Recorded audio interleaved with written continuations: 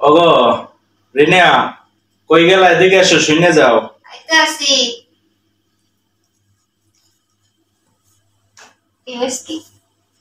শোনো, তোমার ডাকছি যার লাগিয়া। মাইয়া তো পড়াইতে হইবে।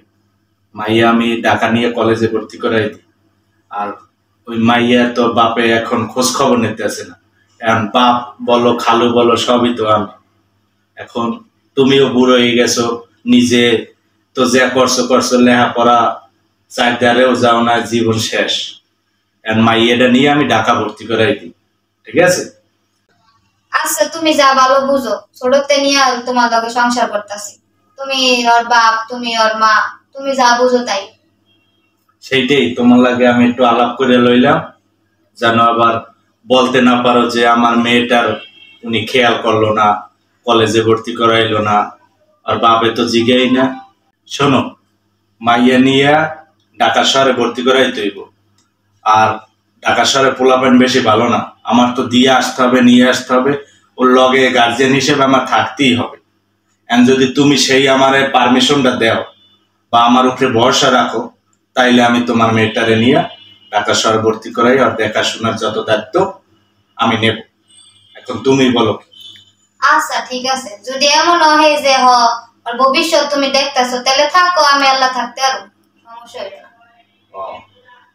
তুমি দেখো আর কেমনে ভালো হয়, কেমনে পড়ালেখা। তোমাকে তো এই দেশে দেশে কিন্তু নিজেকে একা কন্ট্রোল করে থাকতে হবে। আমি টাকা পাঠাবো, সেটা বাজারঘাট করে খাইতে হবে। আমি কিন্তু সবসময় আসতে পারবো না, ঠিক আছে? আমার প্রতি যখন একটা দায়িত্ব দিয়েছো, আমি দায়িত্বটা নিয়ে দেখি আরে কত দূর পৌঁছাই দিতে পারি, ঠিক আছে?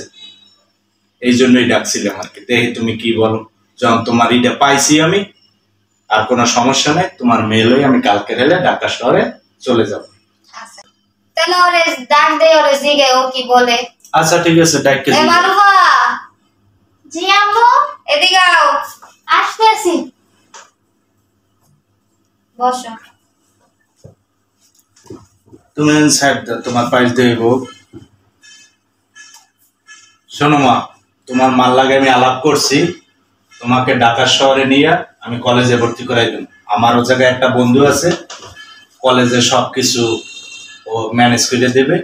তাহলে আমি কালকেরই তোমার লয়ে ঢাকা যাব। তোমার মার সাথে আমার কথা হয়েছে, তুমি কি বলো? না, আম্মু যদি রাজি থাকে তাহলে আমার আর কি বলার। তাহলে তুমি ব্যাগটা গুছাও, কালকে সকালে আমরা রওনা দেবো ফার্স্ট ট্রিপে, ঠিক আছে? আচ্ছা ঠিক আছে। আচ্ছা ঠিক আছে, তুমি যাও।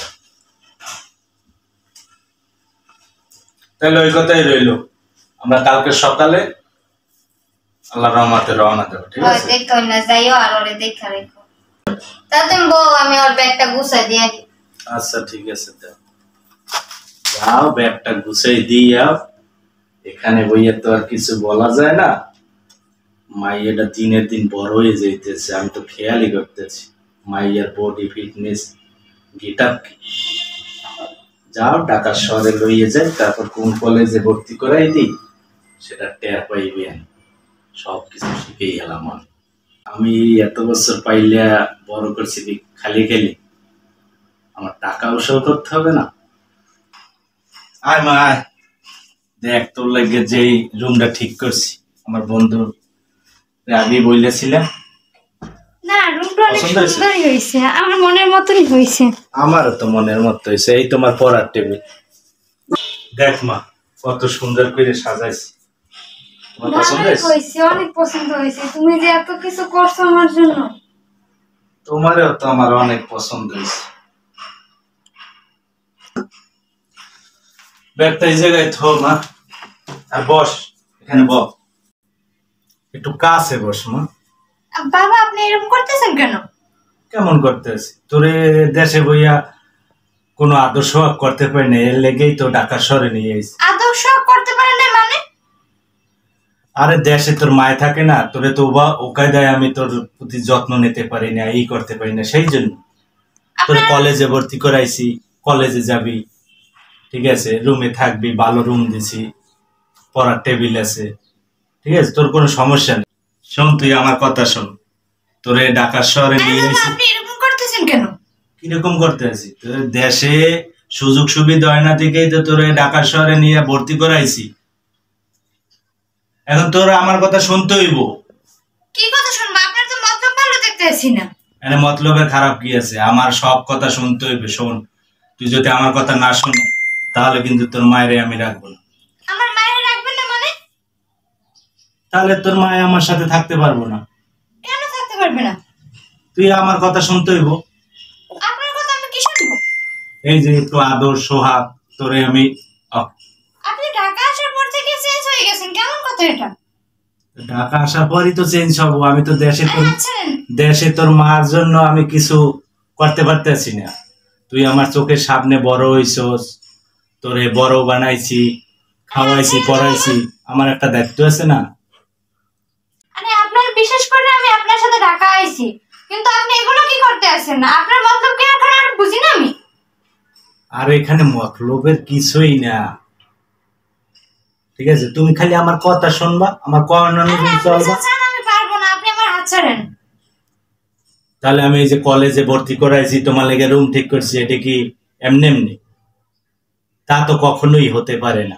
আরে আমি তো আপনার এই কথা আমি শুনতে চাই না। আর আপনি সরি, এতক্ষণ তোরে আপুসে কথা বলছে, এখন আর আপুসে না। বাবা শোন, অনেক জোরাজোরি করছি, এখন আর জোরাজোরি বাবা ছাড়েন আমারে। কোনো ছাড়াছাড়ি নেই। ছাড়েন।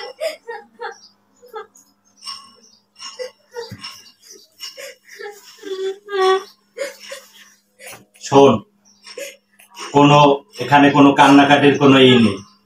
তোরে যখন আনছি আমার চাহিদা তো মিটাবই, এবং আমি ইনকামেরও একটা ফোর্স বাইট করবো। রাখ, আমি যাইতেছি।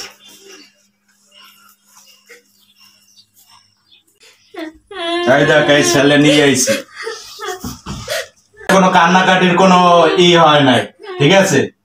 আর যা কিছু হয়েছে তোর মার কাছে বলা যাবে না। তোর মায়ের যদি আমার ঘরে সংসার করতে চায় আর তুই যদি সেইটা করাইতে চাস, তোর মার সাথে আমার সম্পর্ক থাকে, তাহলে এটা তোর মার দ্বারে বলবি না।